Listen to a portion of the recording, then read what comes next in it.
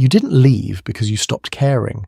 You left because caring too much, about the wrong things for too long, in ways that were quietly eating you alive, finally caught up with you. And somewhere between all the adjusting and the bending and the trying to hold something together that kept slipping, you stopped recognizing yourself. So you made a call. You pulled back. You chose quiet over noise, your own company over one more conversation where you had to shrink yourself to fit. And the world looked at you like you'd made a mistake, not loudly, not dramatically, just that shift, the raised eyebrow, the "are you sure you're okay?" That isn't really a question. The way people around you started treating your stillness like a symptom instead of a decision. Nobody prepared you for that part. For how choosing yourself, genuinely, not performatively, would make the people around you uncomfortable enough to turn their discomfort into doubt about you. That's what this is really about. Not just being alone, but why a man who chooses it gets quietly penalized for doing so, and what that pressure actually costs him. Every man carries an invisible contract he never signed. It goes something like this: stay available, stay warm, stay in the mix. Want connection, but don't look like you need it. Be the one who reaches out, but not too eagerly. Hold it together, but open up enough that nobody worries. Occupy the emotional middle lane. Present without being overwhelming. Caring without being needy. And as long as a man stays in that lane, things run smoothly. People are comfortable. Relationships hum along. He is, in the way that matters to those around him, functional. The moment he steps out of it, the moment he says with his actions or his words, "I'm stepping back, I need to be by myself for a while," something changes, not just in how others see him, in how they relate to him. Suddenly he's a question that needs answering, a problem that needs solving, an absence that needs explaining. What nobody says plainly is this: a man choosing solitude is fine. A man choosing solitude while remaining easy to interpret, predictable, readable, reassuring, is acceptable. But a man choosing solitude and meaning it fully without apology, that makes people uneasy. And unease when people don't know what to do with it almost always gets redirected toward the person who caused it.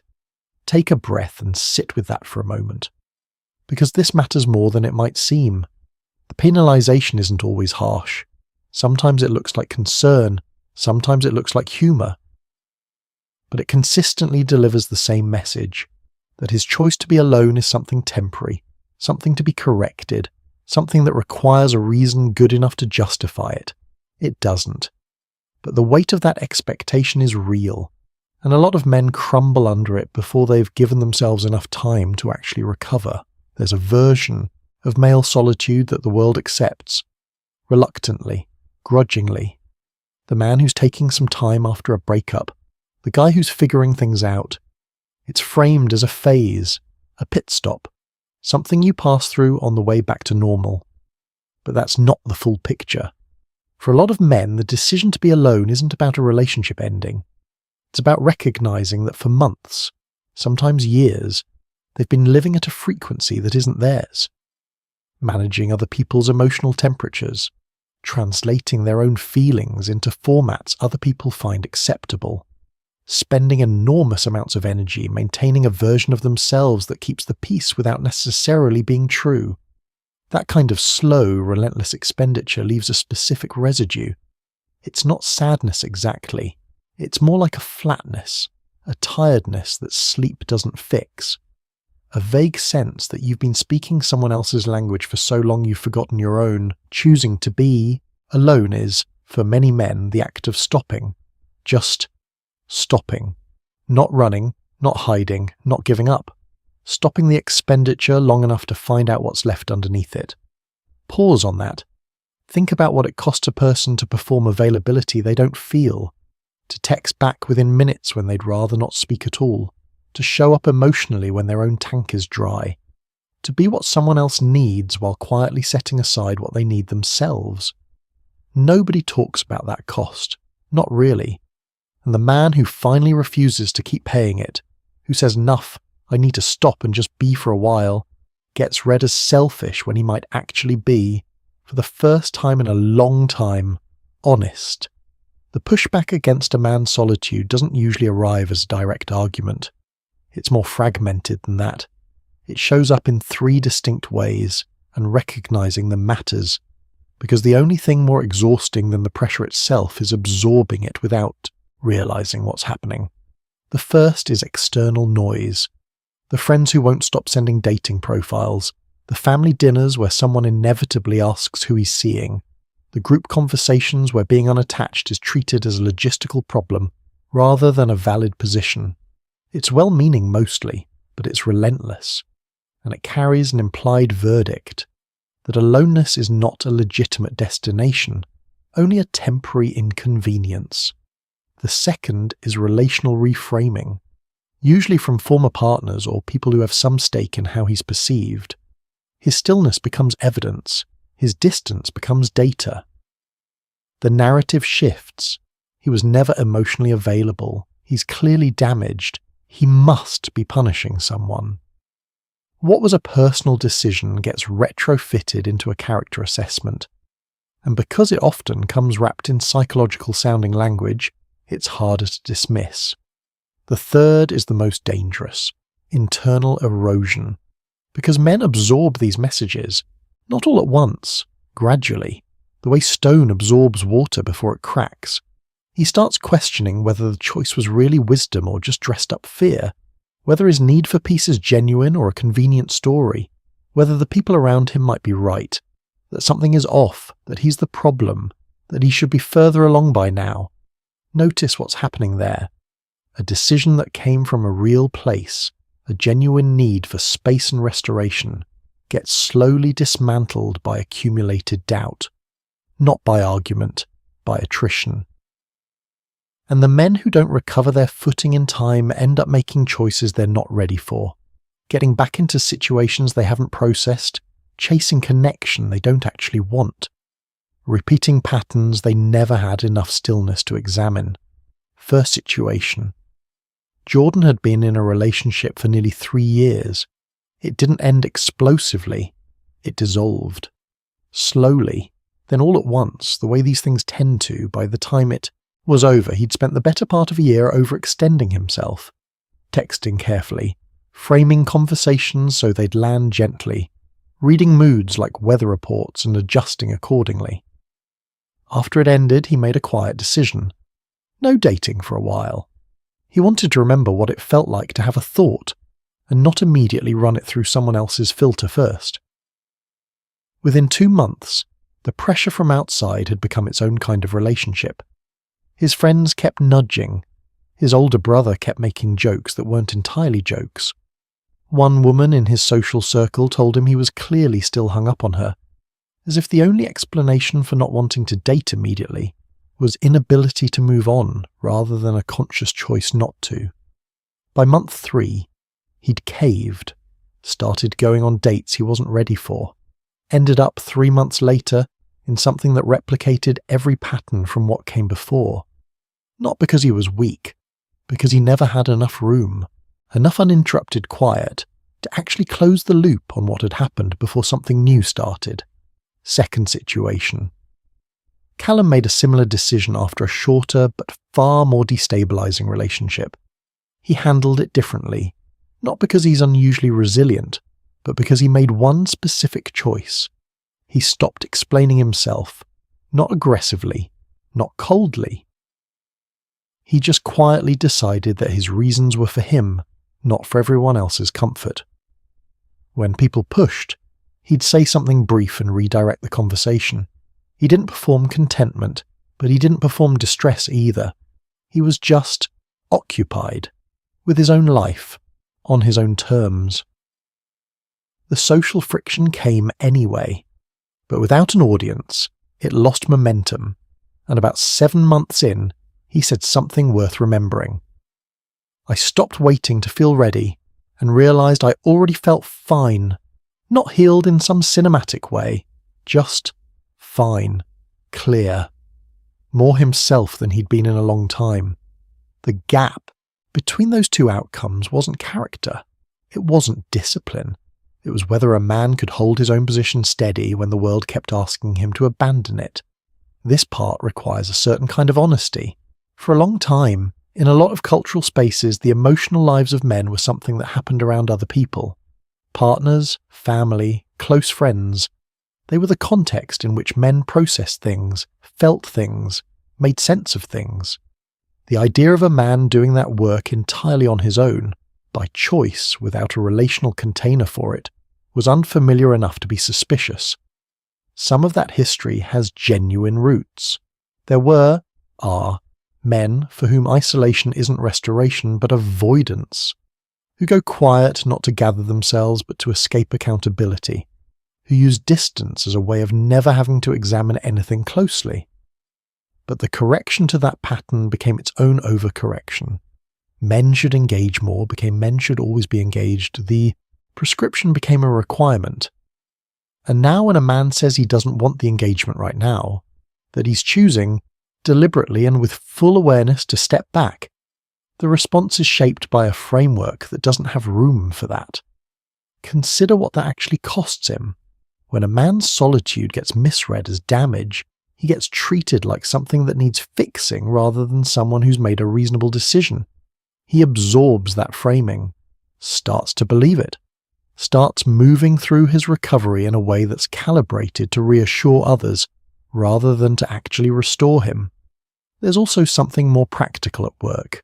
A man who's available is useful in ways that are easy to take for granted. He can be leaned on, talked to, included, relied upon. His presence is a resource. When he steps back, that resource disappears, and the people who'd been drawing from it, often without realizing it, feel the gap as a kind of abandonment that's not malicious, but it shapes the pressure. An understanding that the pressure is about other people's discomfort, not a genuine assessment of what he needs, is one of the more useful realizations he can have.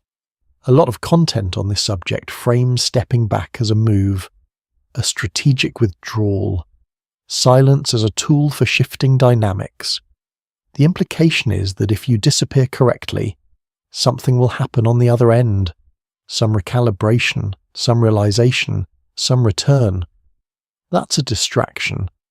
Not because nothing ever shifts when someone steps back, sometimes things do, but because organizing your recovery around someone else's reaction means you're still not actually recovering.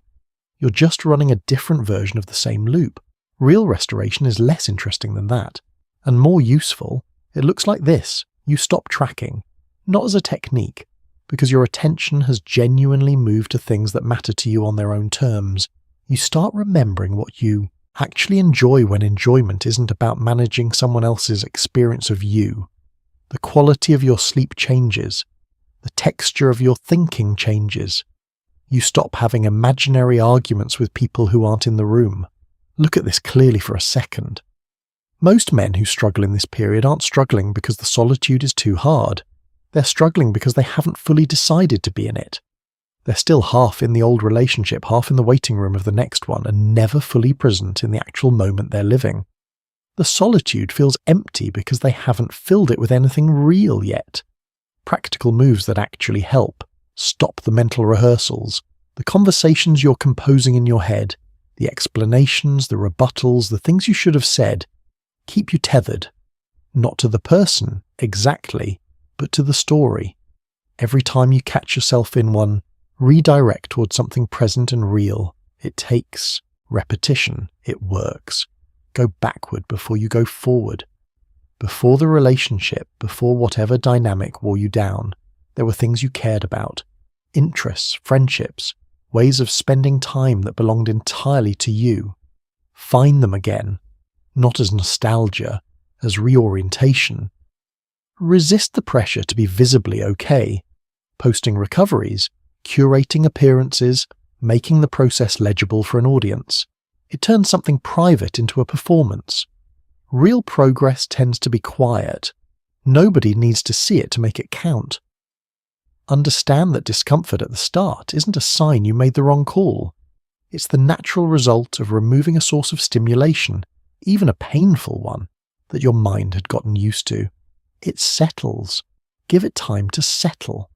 Somewhere under the noise of other people's expectations, under the second-guessing and the social friction, and the slow erosion of confidence in his own judgment, there's a question a man in this position rarely gets to. Ask properly. Who am I without someone else's needs organising my day? Not rhetorically, actually. Because a man who has spent years being useful, being needed, being the one who shows up and adjusts and accommodates, often reaches a point where he realises he's been running on someone else's map. He knows the terrain of their preferences, their triggers, their rhythms. He's learned to navigate around their sensitivities with a fluency that cost him something, his own fluency with himself. Solitude, when it's genuine and not just absence, gives that back. Slowly, not all at once, but the return is real. He starts noticing his own instincts again, what he actually wants to eat, watch, read, pursue, say, without filtering it. Small things that compound into something larger. A clearer sense of what kind of people he wants around him, what kind of situations he's done tolerating, what he values versus what he'd simply gotten used to accepting. This is the part that tends to catch men off guard. They go into solitude expecting emptiness and find, if they stay long enough, a quiet that has something in it. Not answers exactly, more like orientation, a gradual reacquaintance with their own compass. Society doesn't celebrate this in men. It celebrates the comeback, the return to the social field, the new relationship, the visible sign of re-engagement. The inner work that makes any of that sustainable gets no ceremony, but it's the part that actually matters.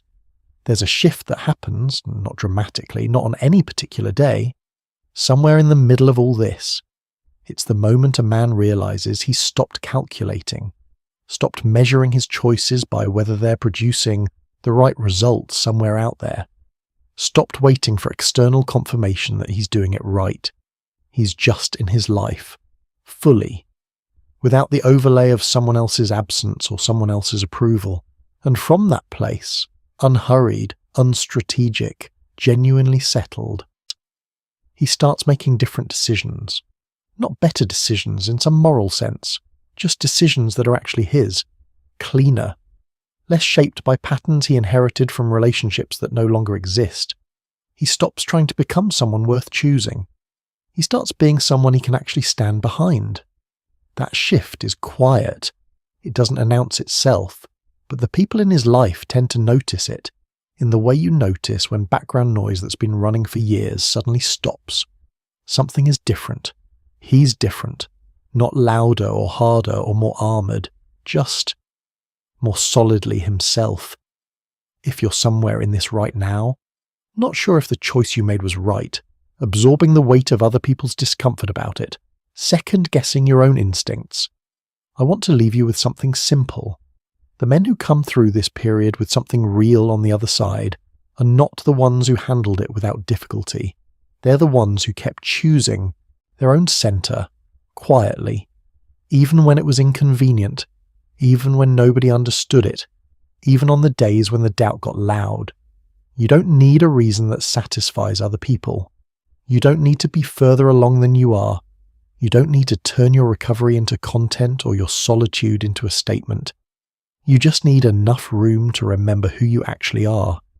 Not the version of you that formed around someone else's needs. Not the version that learned to manage and accommodate and shrink. The one underneath all that. The one that was there before and is still there now, waiting for enough quiet to make itself heard again. Give yourself that quiet. Everything else follows from there.